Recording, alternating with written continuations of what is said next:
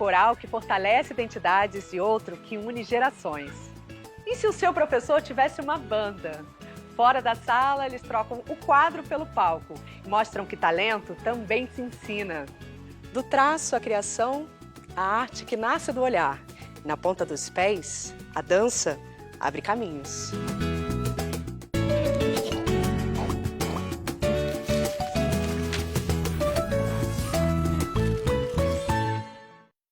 Por que fazer cinema? Bom, o cinema ele é uma arte muito coletiva.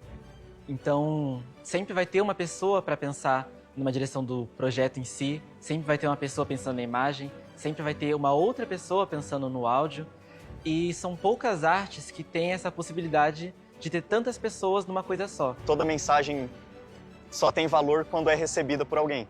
Então, o cinema ele te permite você passar uma mensagem hoje e chegar para as pessoas, daqui 150 anos ela vai continuar a mesma. Estar no cinema agora, pra mim, é um outro ponto de vista. Eu tinha o cinema visto como, tipo, não posso ocupar esse lugar porque não faz sentido eu, enquanto uma menina de periferia, na Brasilândia, fazer teatro ou fazer direção ou estar no meio do audiovisual. E eu agora, parando pra pensar, eu penso que o audiovisual poderia ter muito onde eu moro, onde eu vim e nasci. O cinema é capaz de mostrar o mais profundo da alma. E aí a gente se conecta com aquilo e eu acho que é isso que o cinema mostra. Ele mostra quem a gente é e muitas vezes quem a gente gostaria de ser. Eu acho que o cinema, ele traz uma nova perspectiva para sua vida. Eu acho que ele te muda. Eu acho que ele consegue construir dentro de você uma outra pessoa que você nunca imaginou que seria. O cinema, ele mostra o que a gente já vê, só que numa ótica que nós não estamos acostumados a olhar.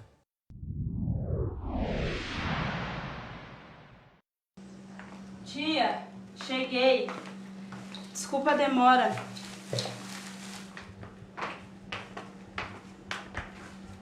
Tia?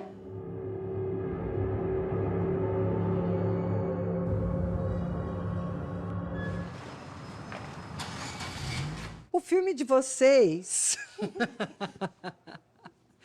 é um pouco terror, né? A senhora era muito boa nisso. Era muito divertido. É uma área muito diferente de qualquer outra. Porque você tem que dar ali um terror pra pessoa, o suspense, deixar a pessoa presa ali, fixada no filme. Tá tudo sujo aqui, Rita. Você esqueceu minha sopa? Não é boa nem isso e ainda quer sonhar com balé. Eu tô tentando, tia. O curta foi gravado dentro da periferia, dentro de uma área que não tem nenhum tipo de arte. Então, é super importante a gente trazer isso e trazer para lugares aqui como o Céu Perus, trazer tanto o curso quanto trazer o filme aqui para a galera mesmo assistir. Eu pude descobrir uma área que eu nunca tinha pensado.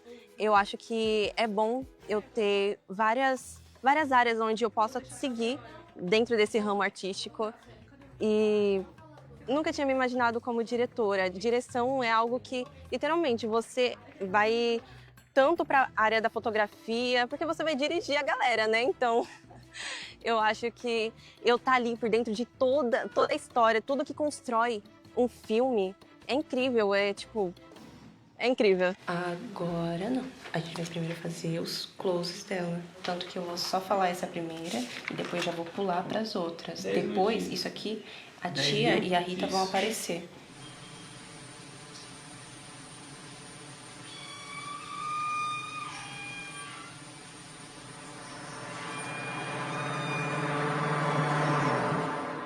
Como foi ver o filme naquela tela, naquele telão, naquela tela enorme, plateia cheia? Ter o nosso processo enquanto equipe foi maravilhoso e contemplar nosso trabalho numa sala de cinema de verdade extremamente gratificante. Nossa, é mágico a experiência. Ainda mais sendo nossa formatura, nossa família vendo também. Então dá muito valor para nosso processo, tanto profissional quanto artístico em si, ali. Eu amei demais.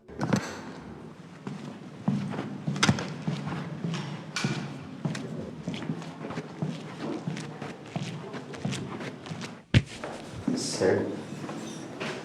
O É Nós é um projeto que está aí já há 13 anos, já contemplou muitos alunos, já fizemos muitos curtas, mais de 130 curtas na nossa história. É Nós porque há 13 anos atrás tinha muito essa brincadeira de é nós na fita, quando aparecia alguma imagem de alguém assim, né? Principalmente o pessoal periférico aparecia em alguma imagem de um filme ou na televisão, é Nós na fita. E achei que tinha super a ver com a ideia do projeto, porque é nós na fita. Você é o Rian? Acho que o cinema brasileiro, principalmente, é muito elitizado, né? A gente tem uma visão um pouco deturpada do que é o cinema. Não, isso não é pra mim, isso... E não, É Nós é pra pessoas periféricas, adolescentes, a gente não tem um tostão no bolso. E é justamente para as pessoas dessa classe. Quando eu entrei na É Nós na Fita, eu não sabia se seria o meu lugar ali dentro, sabe? Sendo enquanto uma garota preta, uma pessoa preta. E eu vi que não tinha tanta diversidade no É Nós na Fita, que eu falei, caramba, tem muita diversidade ali. Eu fiquei, caramba, ali tem, sabe? Eu me senti encontrada ali no meio. E quando eu comecei, vamos fazer direção, fazer alguma coisa ali na área, eu não me via como diretora. Eu falava, eu ser diretora, pra mim não fazia sentido eu ser diretora. Acho que o porteiro confundiu essa encomenda com a minha. Obrigado. Nossa, que felicidade por uma simples encomenda. Encomenda. Esse disco, ele é muito caro, muito raro. Você não sabe o quanto que eu ralei para conseguir. E esse projeto, ele nasce num primeiro momento com uma intenção de usar o cinema para a gente trabalhar a ética, a cidadania e principalmente o discurso com a moçada, com os adolescentes, porque essa idade da adolescência é uma idade que você tem muita vontade, muito desejo. E você quer transformar tudo e quer fazer muita coisa, mas ao mesmo tempo, às vezes, você não tem condições de elaborar um bom discurso, de convencer o outro do que você quer. Então, foi um pouco... O projeto nasce com esse espírito, assim, de o que o jovem está querendo, vamos falar, como é que a gente luta por aquilo que a gente quer. E o cinema é uma arma, o cinema é incrível. É de extrema importância projetos como esse para o desenvolvimento, para a criação de repertório, pertencimento. E Nós na Fita foi um desafio receber. A princípio, nós achávamos que ia ter muita resistência do território e nos surpreendeu. Tinha muita procura, o projeto foi lindo.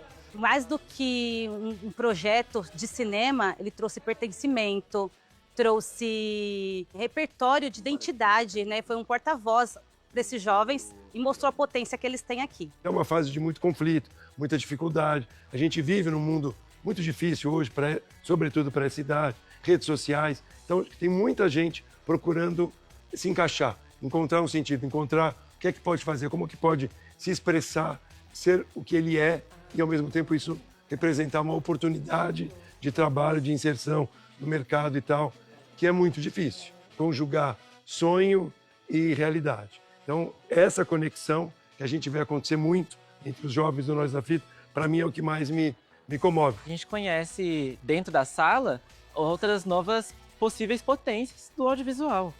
Então, agora, elas fazem parte do nosso meio e a gente pode tanto iniciar novos projetos, começar com novos coletivos, e assim a gente vai seguindo, porque o mercado é nosso.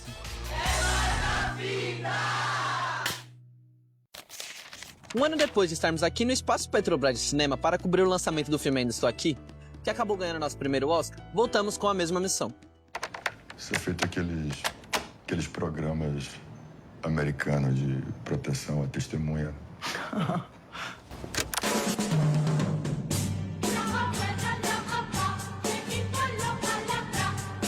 A estrela de hoje é O Agente Secreto, novo filme de Kleber Mendonça Filho, mesmo diretor de Bacurau. O filme se passa no final da década de 1970 e recria o clima de tensão, perseguição e controle da ditadura militar brasileira. Uma temática necessária e atual, já que as nossas liberdades estão constantemente em risco. Wagner, qual a importância do cinema para a educação?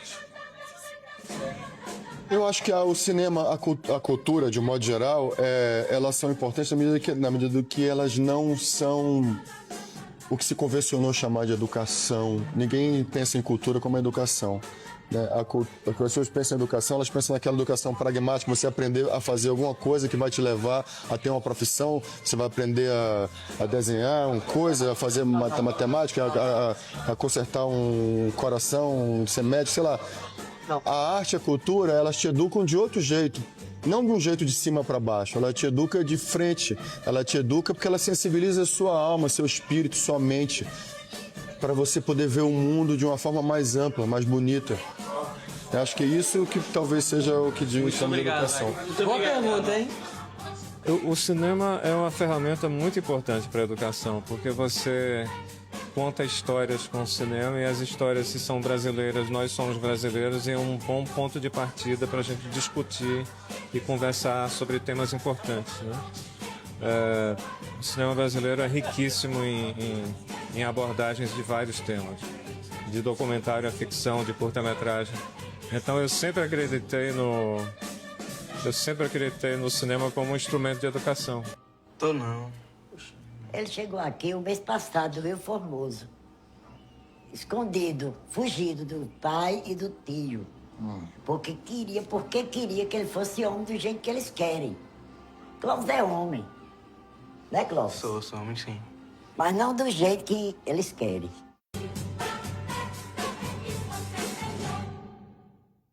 Depois do intervalo, o Teatro Autoral dos Estudantes da EMF, Dr. Habib Carlos Quirilos. Arte, protagonismo e reflexão em cena.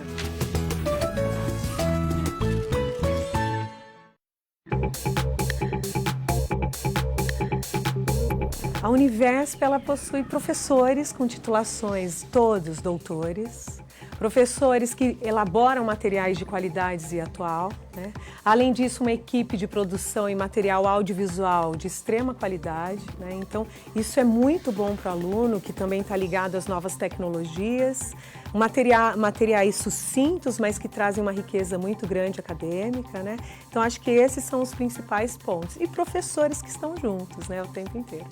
A espécie humana, além de todos os sistemas que compõem a biosfera, ele vai constituir 2 sistemas. A rotina, quando a gente fala em EAD, ela exige muito disciplina, o presencial também, mas o EAD em especial, o aluno ele tem que criar uma rotina de estudo, de acordo com o horário dele, a flexibilidade dele. Então são 3 dias na semana, de tais a tais horas. Ele tem que fazer isso sempre, senão ele não consegue acompanhar. Porque se eu olho o meu planeta e eu não olho as outras espécies a partir do que eu vou realizar com o meu trabalho, eu vou causar uma grande problemática ambiental. Primeiro, fazer todas as etapas de realização das atividades avaliativas, leitura do texto básico, videoaula, os vídeos disponíveis, participação dos fóruns, né?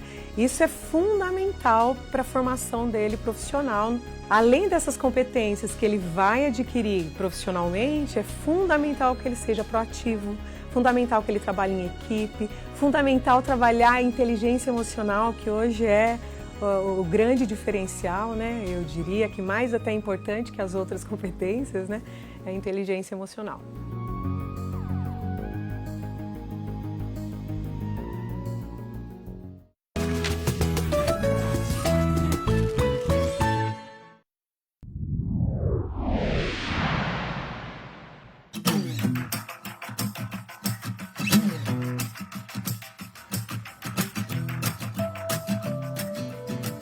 Pessoal, boa tarde.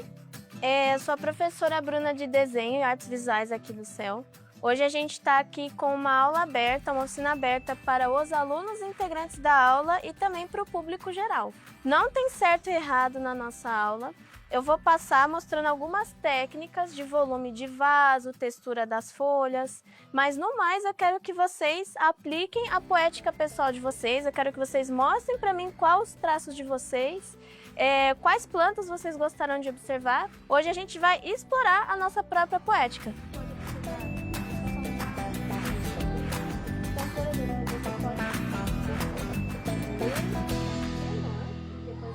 Quando você sentir, ó, pode segurar aqui pra você sentir. Ela tem uma outra textura, essa espada de São Jorge ela tem uma textura maior, Essa planta aqui ela tem uma textura diferente, uma textura mais lisa. Então hoje a gente vai aprender um pouco também a desenhar essas texturas de pelinho, as texturas mais lisas, observar a luz e sombra. Como ela está contra a luz, você vai conseguir enxergar até os veios da folha.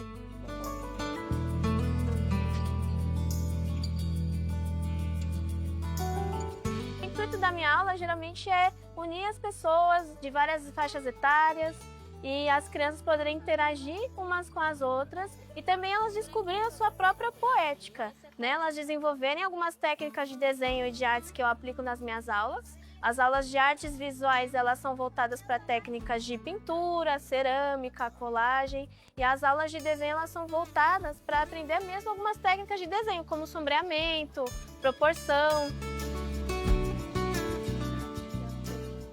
A gente faz um trabalho, desenvolve um trabalho muito minucioso de fortalecer o acesso à cultura e à arte nos territórios. E a gente percebe a mudança durante todo esse processo nas pessoas mesmo, porque é mais do que ensinar a técnica, né? A gente traz trabalho social, eles estão ali socializando enquanto estimula a criatividade, enquanto eles estão desenvolvendo o trabalho criativo, cognitivo, memória. Então é um processo a longo prazo mesmo. Por que você começou a fazer o curso?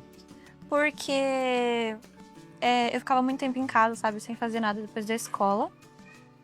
E também porque eu não tenho tanta motivação pra desenhar quando eu tô, tipo, em casa, sabe? Porque a gente fica mais no celular, sabe? Coisa de adolescente. Aí eu resolvi fazer o curso também porque é de graça.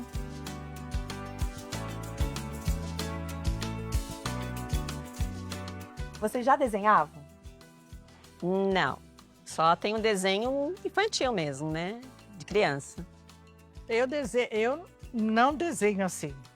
Eu gosto, mas tem que estar com a professora para ela falar, olha, é mais ou menos assim, assado, olha desse jeito, olha daquele outro. Mas eu gosto. Uma pessoa nova, ela pode aprender as técnicas, sim, inclusive até mesmo para ela perder um pouco a timidez e também se autoexpressar e começar a desenvolver as suas próprias técnicas, né? Como a gente está observando plantas, a gente pode observar o formato das folhas e tentar aplicar esse formato na argila.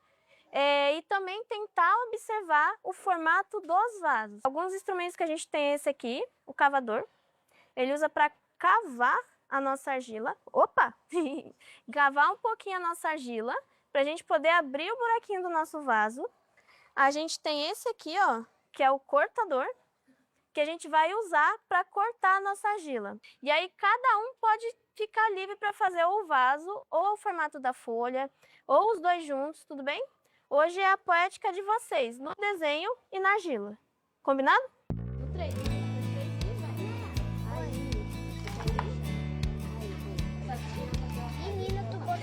Mexer com argila, fazer técnicas de pintura é importante para todas as pessoas. Elas podem, se você caso nunca teve contato com argila, com lápis de cor, com alguma técnica de desenho, é muito importante você vir para aprender e também para você se soltar um pouco, perder um pouco a timidez e também aprender que o seu traço, a sua própria expressão, a sua criatividade é importante para o dia a dia, também para desenvolver as peças artísticas, como para você se desenvolver como pessoa na sociedade também. Nós temos aulas só para crianças, temos aulas para os adolescentes e para os adultos terceira idade. E nós temos aulas que a gente chama de família, que é aí que a gente tenta, então, fazer essa interação de todas as gerações. E é muito bonito de ver a criança e a terceira idade juntas numa aula de teatro, numa aula de capoeira, numa aula de desenho, aprendendo ali juntas, desenvolvendo, socializando, né? A gente faz pelo menos um aulão por mês para essas idades se juntarem, trocar conhecimento e também para as crianças poderem conhecer o trabalho de pessoas mais velhas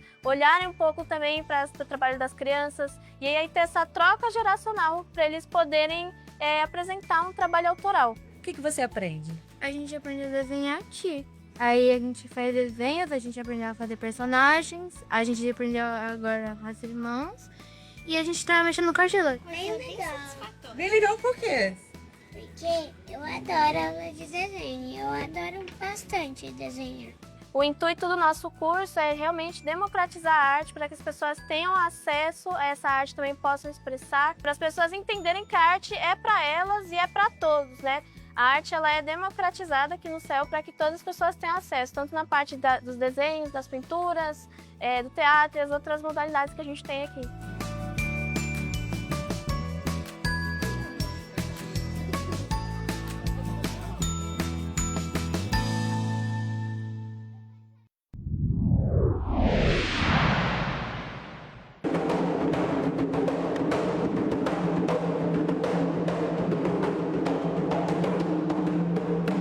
Hoje é um dia, acho que especial aqui na escola pra gente.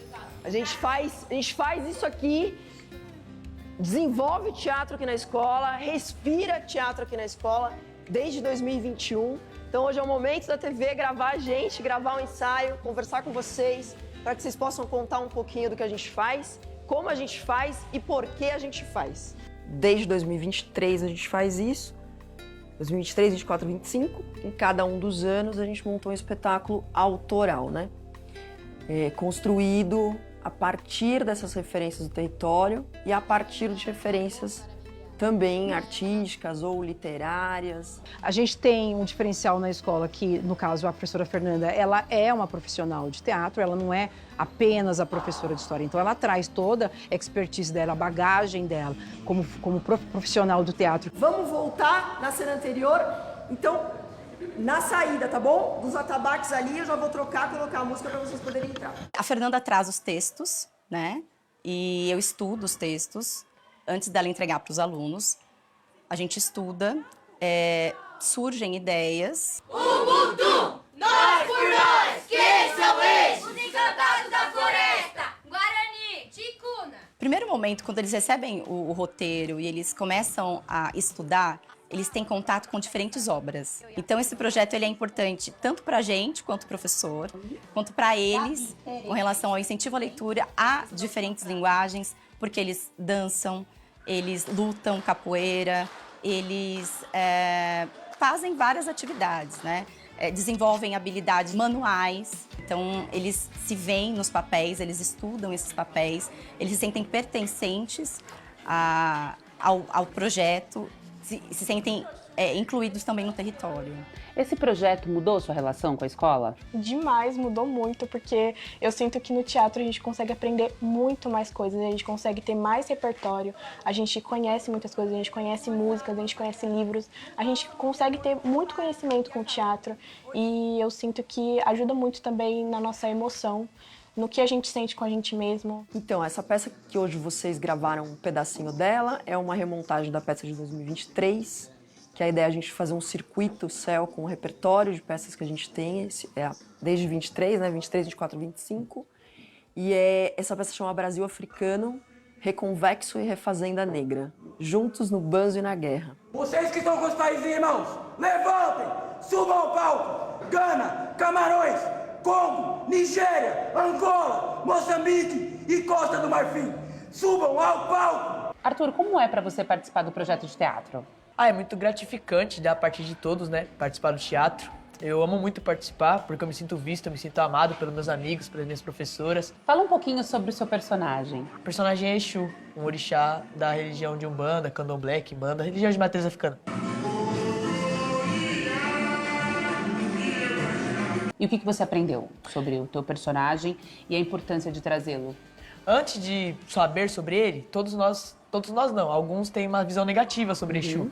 Pensam que ele é de uma forma negativa, uma forma que faz o mal, mas na verdade muito pelo contrário. Exu é um orixá que ele abre caminhos, é um orixá positivo, por conta que Exu ele abre seus caminhos, ele te ajuda, ele te dá conselhos, ele ajuda a sua vida, ele faz tudo o que é preciso para você conseguir evoluir nela. Estão atuando, mas eles estão sendo protagonistas das vidas deles, né? Isso é importante. Além disso, a formação para engajamento. Os alunos, nossos alunos, eles têm muito contato com literaturas negras, literaturas indígenas para compor os personagens. Assim foi. Tu é filho de Gangazona, Zirimão dos Reis. Tu é Ganga também, filho. Não é aqui teu posto. Já tá grandinho, meu Ganga. Aprenda a arte das guerras, que um dia todo esse povo tu irá governar. Olha, eu confesso que eu tô emocionada de assistir a peça, de acompanhar toda essa montagem. Como é que é pra você estar em cena, trocar experiências com os seus colegas? É uma realização de um sonho, vou falar pra você, porque teatro foi sempre uma coisa que eu enxerguei como algo muito bonito e sempre esteve muito presente, assim, na minha vida, porque a minha mãe, ela era atriz, né?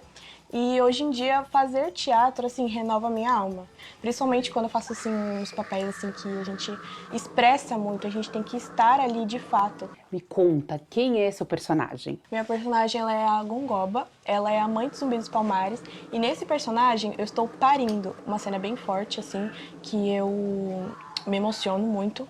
Por isso que eu fico bem emotiva nessa cena, porque eu acho ela muito forte. Para além das técnicas teatrais que vocês utilizam, né, para estar em cena, trazer sua personagem ao palco, o que mais esse personagem te ensinou, Eloá? Meu personagem, ele me ensinou muito que às vezes a gente pode soltar, sabe, o que a gente está sentindo. Às vezes a gente vai estar muito sobrecarregado e a gente vai passar também por situações muito ruins na nossa vida, que vão exigir força e resiliência para a gente conseguir enfrentar de verdade. É preciso reconhecer o racismo. As vozes da resistência nascem no asfalto. A gente recebe rosas, mas vamos estar com os punhos cerrados falando de nossa existência contra os mantos e desmantos que afetam nossas vidas. Esse movimento de ser atriz, de estar em cima do palco, fazer todos os exercícios teatrais, estudar, se apropriar dos personagens, aprender mais sempre, mudou a sua visão crítica sobre o mundo? Acho que sim, principalmente porque eu sou a Marielle e eu fui estudar a história dela. Ela era alguém tão boa, alguém que significava tanto e aconteceu uma coisa tão trágica. Então, quanto mais você estuda o seu personagem e sabe mais sobre, ainda mais sobre a minha personagem. Então, acho que o maior desafio é a gente poder levar essa peça para outros estudantes assistirem.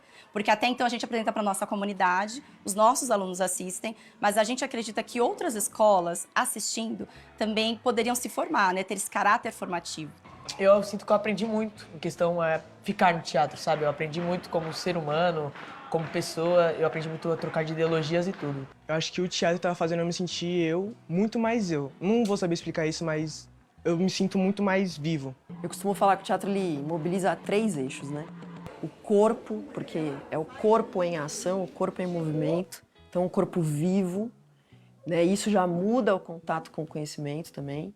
Mobiliza a mente, né? O intelecto, a partir do desenvolvimento do senso crítico, a construção do pertencimento, da identidade, da representatividade dentro do seu território.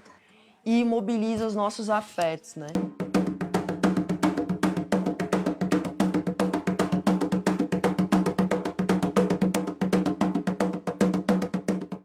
Daqui a pouco, professores encontram na música um respiro e uma nova forma de se conectar com os estudantes.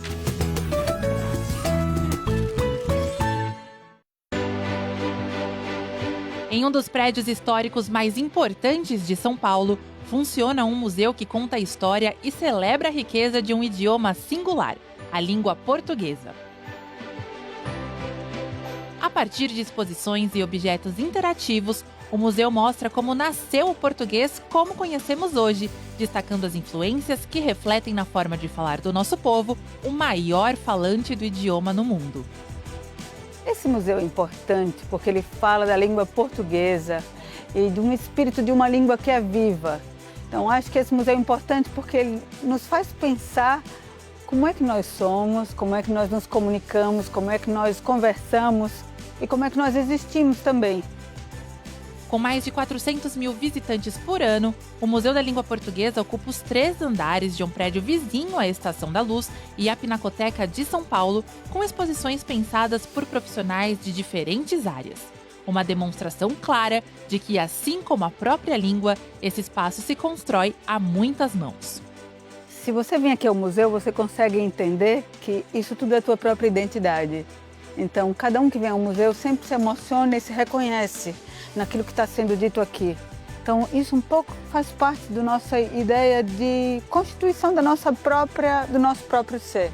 E a proposta parece ser justamente essa: Um espaço de muitos encontros e trocas de experiências para a valorização da cultura de um jeito dinâmico. É um museu que atrai um público absolutamente heterogêneo, todas as idades, e esse sentido de uma comunicação muito imediata e dessa mágica que se dá entre o público e a exposição e a instituição é o que realmente me encanta. O Museu da Língua Portuguesa fica na Praça da Luz, no Centro Histórico de São Paulo. Para saber mais informações sobre as atividades, horários e ingressos, acesse museudalinguaportuguesa.org.br.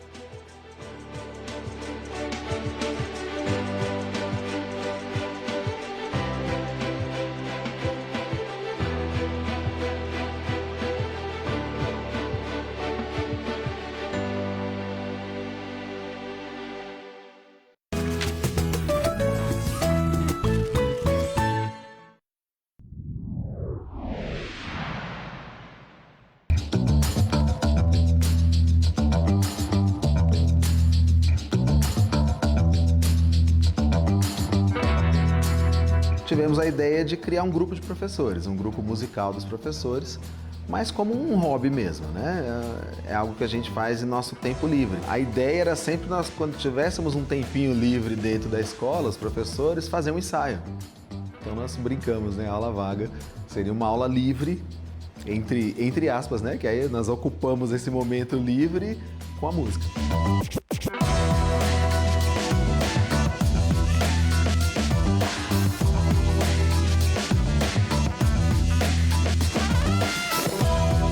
Eu cheguei em 2018 e uma das primeiras coisas que eu conversei com a diretora, a Sandra, aqui, foi se eu poderia trazer meu trompete e estudar. Geralmente eu trago um instrumento, mas ele é um instrumento meio alto, teria algum problema se eu encontrasse uma salinha aqui para tocar?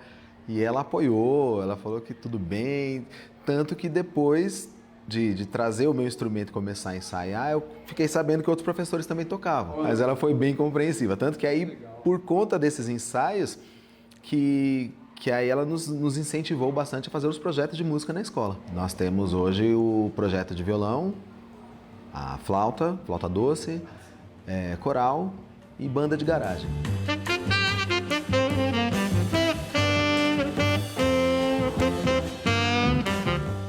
Nós não temos um ensaio regular, até por conta da nossa rotina. Nós estamos focando um pouco mais assim atualmente no lado da bossa nova, né? Estamos estudando um pouquinho ali de Tom Jobim. Por enquanto nós estamos focando mais em músicas brasileiras, fazendo um som mais instrumental.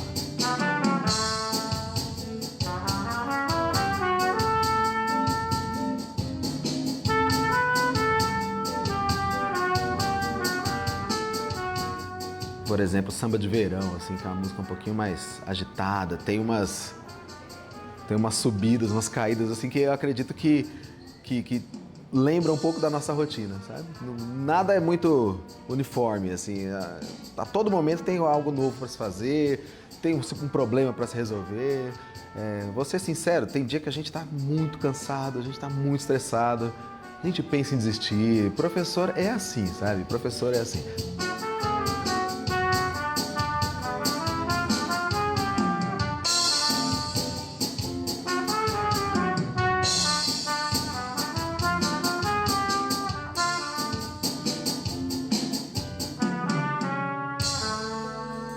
O aluno que participa dos projetos da escola, dificilmente ele tem problema de indisciplina na sala de aula. Então tem uma procura muito grande, os alunos nos param nos corredores para saber se tem vaga para o curso de instrumento, e é assim a nossa rotina.